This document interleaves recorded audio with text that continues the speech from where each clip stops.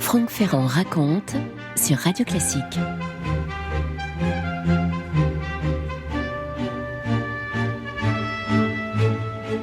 L'avantage avec la Joconde, c'est que je n'ai pas besoin de vous la décrire. Vous l'avez tout à fait à l'esprit, le visage de cette femme, ses couleurs légèrement estompées, cet air énigmatique et ce sourire qui a tellement pu faire parler de lui.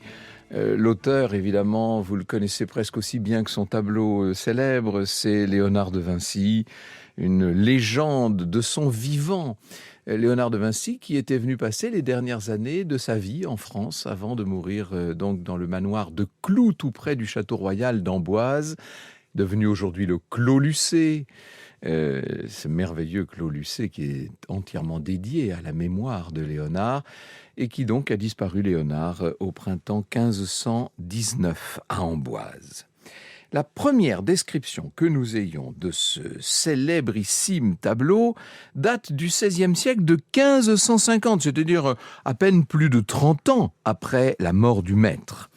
C'est le peintre et architecte toscan Giorgio Vasari, bien sûr, qui décrit ce tableau dans Les vite dei più eccellenti pittori, scultori e architettori, les vies des meilleurs peintres, sculpteurs et architectes, premier ouvrage qui se soit intéressé à tous ces maîtres de la Renaissance, une somme de biographies qui commence par Cimabue, on parle beaucoup de Cimabue en ce moment, n'est-ce pas ? Peintre du XIIIe siècle, qui est un peu à l'origine de la peinture occidentale telle que nous la définissons, et puis ça s'achève évidemment par Raphaël et Léonard. C'est dans le 3e tome donc que Vasari offre une description de la Joconde, dont il dit lui-même déjà à l'époque, au XVIe siècle, quel est ce que Léonard aura peint de plus important. Je cite Vasari.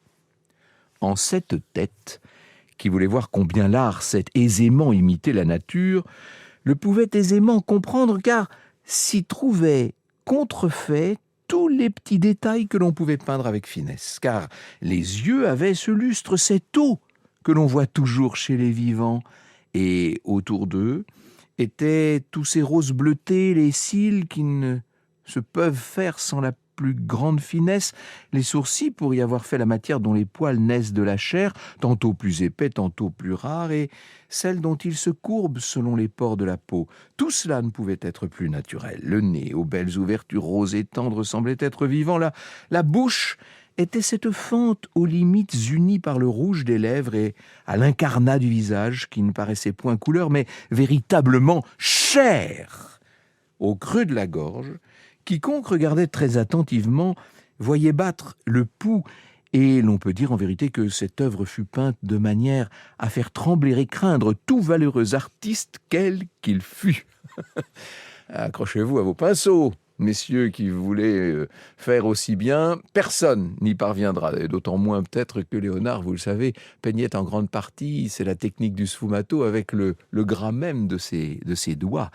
Je continue le texte de Vasari qui nous décrit la Joconde. Il usa de cet artifice encore, Mona Lisa étant fort belle, que, tandis qu'il la portrayait, il faisait jouer ou chanter et avait continuel recours à des bouffons qui la fissent demeurer gaie, afin de chasser la mélancolie que la peinture a coutume de donner aux portraits lorsqu'on les fait. Et en celui de Leonardo était un sourire si plaisant que c'était œuvre à voir plus divine qu'humaine, et qu'elle était tenue pour merveille pour ce que la vie ne se présente pas autrement. Il y a, dans la façon même qu'avait Léonard de concevoir ses peintures à l'huile sur des panneaux qu'il reprenait sans cesse, il y a quelque ontologie même de l'essence artistique qui fait que ce qui sortait de sa main, de son esprit, de son génie, possédait une vie intrinsèque. Et c'est cette vie qu'essaie de nous faire saisir Vasari et qu'il fait un peu par l'imagination parce qu'il n'a eu aucun moyen, lui, de voir la Joconde. Le tableau se trouvait en France au moment où écrit Vasari et il n'est pas allé le voir, évidemment. Les lignes, je vous l'ai dit, paraissent en 1550. Il y aura une deuxième édition enrichie, celle qu'on connaît, en 1568. Et à l'époque, le sujet du tableau a quitté ce monde. En 1568, ça fait déjà 8 ans que Mona Lisa n'est plus. Mais, me direz-vous, qui est Mona Lisa ? Eh bien, c'est précisément ce que nous allons essayer de comprendre. Franck Ferrand sur Radio Classique. Son vrai nom, c'est Lisa Gherardini. De son nom de jeune fille, Gherardini, vieille famille florentine qui appartient à ce que la noblesse toscane a pu faire de brillant. Un peu appauvrie, disons les choses. La famille Gherardini possède une demeure sur la Via Maggio à Florence. Elle possède 6 fermes dans le Chianti, donc au sud de la ville reine. Les fermes produisent du blé, du vin, de l'huile d'olive. On y élève du bétail également. Voilà l'origine des revenus d'une aristocratie dont il faut bien dire qu'elle est désargentée. Elle n'a plus tout à fait les moyens de vivre au niveau de ce qu'avaient connu ses ancêtres. Et en réalité, par le passé, la famille a été très riche. Elle possédait un château pas très loin de Florence, et dans le grand conflit qui a opposé les Guelfes aux Gibelins, j'ai eu l'occasion de vous en parler très, très souvent, la famille Gherardini a subi de mauvaises fortunes, bannie de la République de Florence. Elle avait opté pour le mauvais parti. Tous les biens de la famille ont été détruits, son château rasé. Seule une petite branche des Gherardini a pu demeurer en ville. C'est donc cette branche à laquelle appartient Anton Maria di Nobilo Gherardini, le père de notre Mona Lisa, Anton Maria. Il se marie une première fois en 1465, mais il se trouve que sa première femme, comme il arrivait souvent à l'époque, meurt en couche. Il va donc se remarier en 1473, et ça y est, de nouveau, son épouse décède dans les mêmes conditions. Anton Maria se marie donc une 3e fois. On est là en 1476 avec une certaine Lucrezia del Caccia. Et là, cette fois, c'est une union fructueuse, féconde, puisque 7 enfants vont être élevés par ce couple. Et le premier de ces enfants, c'est une fille, Lisa, l'aînée donc de 3 sœurs et 3 frères.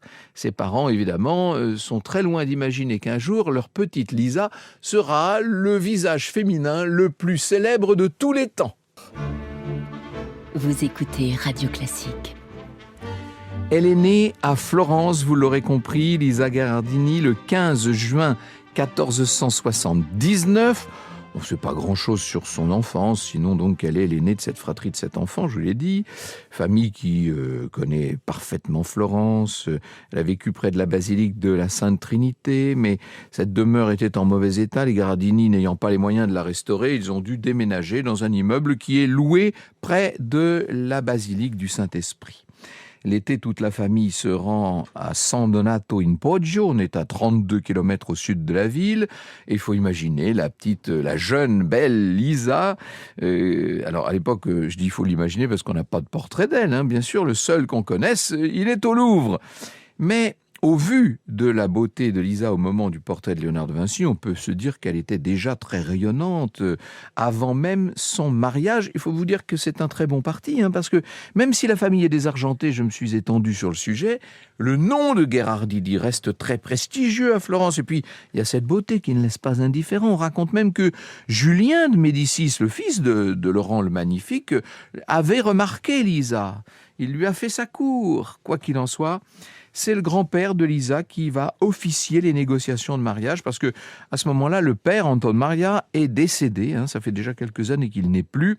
C'est donc le grand-père qui va arrêter son choix sur un certain Francesco di Bartolomeo di Zanobi del Giocondo. Ah, ça y est. Le nom est prononcé. La famille n'est pas de haute noblesse comme l'est celle des Gherardini, mais elle est riche, infiniment plus riche que les Gherardini maintenant. Francesco est marchand de soie, de vêtements, il a 29 ans. Lisa n'a que 15 ans à l'époque. C'est tout à fait habituel à l'époque, ce genre de petite différence d'âge entre un mari déjà établi et une jeune fille qu'on sait nubile. Le mariage a lieu le 5 mars 1495. Voilà donc comment Lisa Gherardini devient Mona Lisa di Giocondo. Mona, c'est l'abréviation de Madonna, ça veut dire madame, tout simplement. C'est le Mrs anglais, si vous voulez. C'est le MME français. Mona Lisa, Madame Lise. Il semblerait que Un véritable attachement est existé entre ces époux, peut-être même de l'amour. En tout cas, 5 enfants vont naître, Piero, Camilla, Andrea, Giocondo et Marietta.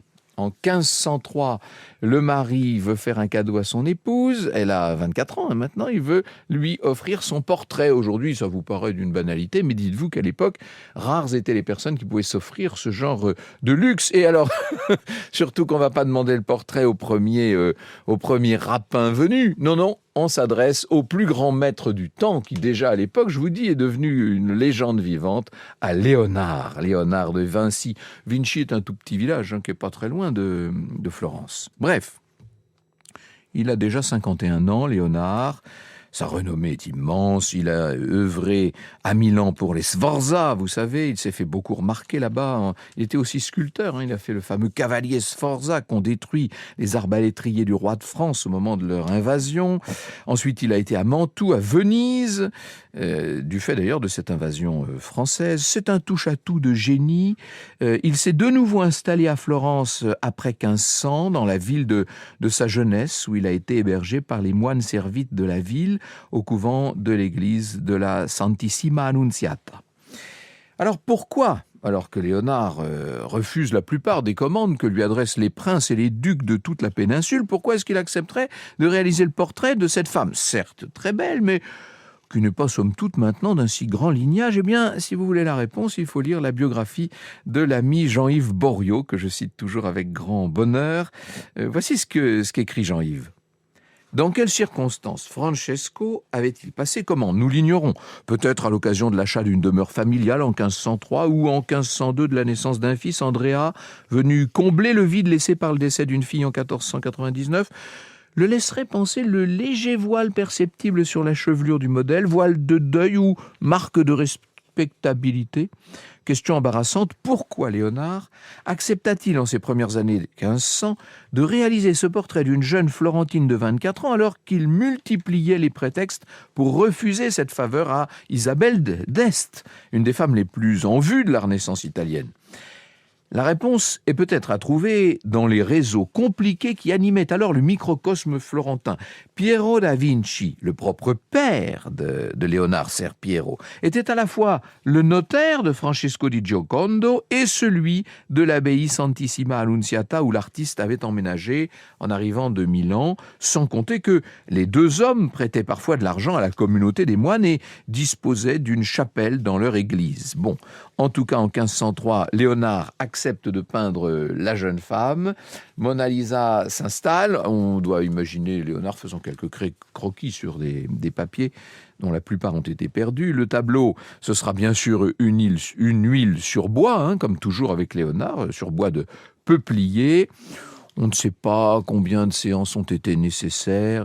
Giorgio Vasari, mais encore une fois, vous avez bien compris qu'il écrit un demi-siècle après, il nous dit « Mona Lisa étant fort belle, que tandis qu'il la portrayait, il faisait jouer ou chanter et avait continuel recours à des bouffons qui la fissent demeurer gai afin de chasser la mélancolie que la peinture a coutume de donner aux portraits quand on les fait. » Bon, est-ce que ce sont les bouffons qui ont fait sourire Mona Lisa? Je pense que les bouffons, ils étaient surtout dans l'esprit de Vasari. Franck Ferrand sur Radio Classique.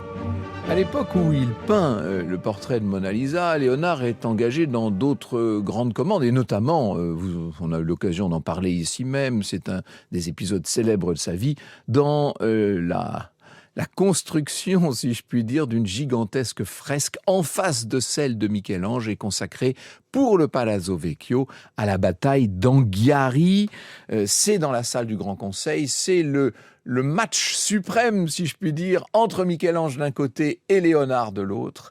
Vous savez que ni l'un ni l'autre n'achèvera son travail et qu'en l'occurrence, les enduits utilisés par Michel-Ange ayant mal séché, s'étant vite effrités, il a fallu que le maître abandonnât son grand chantier. Ça a été une des hontes de sa vie et en même temps peut-être le symbole même de cette volonté qu'avait toujours Léonard d'inventer, d'aller plus loin dans la recherche, tout en étant tout en étant d'un perfectionnisme qui ne lui permettait pas d'achever une œuvre. Bref, quand il repart pour Milan d'abord, avant d'aller s'installer à Rome, vous le savez, il met Mona Lisa, en tout cas le tableau tel qu'il est, dans ses bagages. Je cite de nouveau Jean-Yves Boriot. Léonard s'était déjà mis au travail en 1503. Il dut le prolonger jusqu'en 1506. Vasari parle de 4 années de labeur, date de son départ vers Milan, où il emporta sans doute l'œuvre avec lui, puis à Rome, dans un séjour de 3 ans, et enfin en France, au Clos Lucé, où le virent Antonio de Beatis et le cardinal d'Aragon. Léonard le peaufinait par à-coups, sans d'ailleurs l'achever, puisqu'en l'état, le décor en apparaît encore incomplet. Au bas mot donc, il fallut 16 années d'un travail lent et syncopé pour ce qui allait apparaître quelque temps après comme le chef-d'œuvre absolu de l'histoire de l'art.